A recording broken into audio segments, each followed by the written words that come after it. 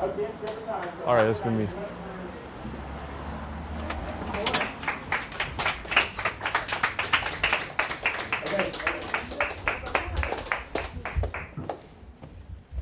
Okay. Here to share his conspiracies with you. Give it up for Dimitri. Goryenko, everybody. Thank you, buddy. Very nice. Actually, that's not my real name. That's a lie. That's a pseudonym. My real name, my birth name is Dimitri Goryenko. Yeah. You know how much it sucks having a Harry Potter spell for a name? There's nothing magical about it. It rhymes and shit. It's fruity as fuck. Dimitri, how you feeling? Pretty decent, Quinn. Pretty decent. So I'm gonna sign up here. I'm gonna sign up at Ossington. I'm gonna do Crown and Tiger, go back to here, do this, and then do Ossington at the end of the night. Dimitri is one of a kind. He really is. If 4chan and Reddit formed into one thing. I don't use Reddit. Only cucks use Reddit. This is James. James. Hey, Dimitri's always really impressed me as a comedian. There's not a lot of comedians who can just stay as confident as he does based on the amount of times he's utterly bombed. Actually really impressive. You don't see that a lot. He's got a lot of jokes that I think about all the time, and I wonder why he still does them. I think about, what's that joke about how 9/11 should be the new 420? Oh shit, y'all, 9/11, blaze it! Burning down 2 towers like my name is George Bush! Call the first responders cause this party's off its flight path. So the first time I met Dimitri was at a show, and he was saying he'd just been banned from 3 shows. He was a brand new comic. He'd already been banned from his first 3 shows for music open mics. For doing full, his whole set was just about rape. No, it was like half of my set.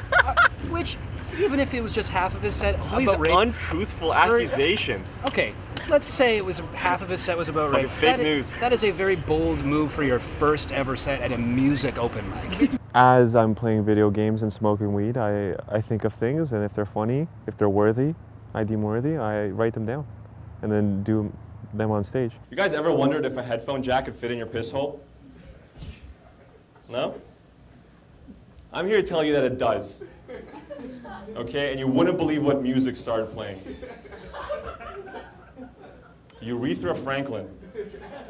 Most people who are Dimitri, like if most people who come out to open mics and like say dark things and then the audience doesn't react well, they quit like immediately. But Dimitri Goryenko has come back week after week, day after day, bust from Brampton, Ontario to Toronto to perform for 0 people who ever want to hear him for the last year of his life, and for that, I commend his dumb, weird ass. Yeah, but signed up? Yeah, I did it. What spot? What time? It's done. 10 p.m., 7th spot.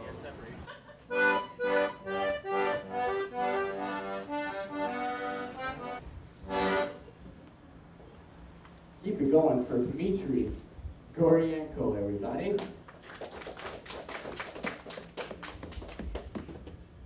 One time when I was younger, just to be like, no.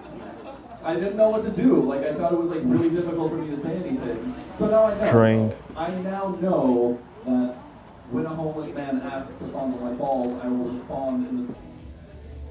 You guys can't relate? Well, don't you get annoyed with your crushes? Giving you goofy ass feelings, making you fantasize about starting a family and being happy for once? Just really gay shit. Just really. Where did we meet?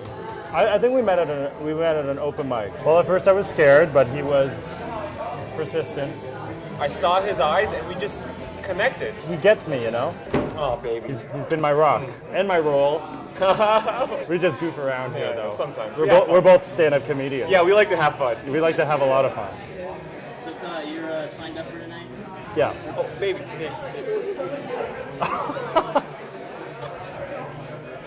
I apologize for that. It's just something we do, you know? We just have fun sometimes. I have a very loose jaw because he's always fucking. Oh, God. It's like a fucking soup can. Oh, guys. Oh, you guys are in for a treat. Oh, guys, I got Tinder Plus. Yeah. Does anyone got Tinder Plus? Anyone know what I have to click to get my dick sucked? I like that he's able to just go up in front of crowds and not give a shit, and just, if it's funny, even if it's fucked up, he'll just say it. Go for it. That's my favorite type of comedy. Yeah. Dimitri? Oh, I think the guy means well, you know? Kind of I think he's misunderstood. I think a lot of people think he's kind of a piece of shit, but he's a sweetheart piece of shit. He comes across sometimes and kind of like, he states what's on his mind, and sometimes a lot of people don't like to hear that stuff if it's kind of conflicts with their beliefs, and that's why I say he's kind of misunderstood, quite frankly. Perfect. I don't know. I'll end on this. My internet, it's crap. My parents got like a bundle. I don't know if you got immigrant parents, but they bundled it with Russian channels.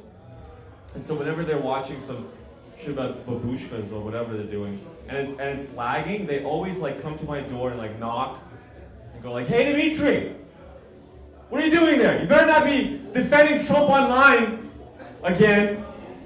And I gotta like close news tabs and hide my erection. It's rough.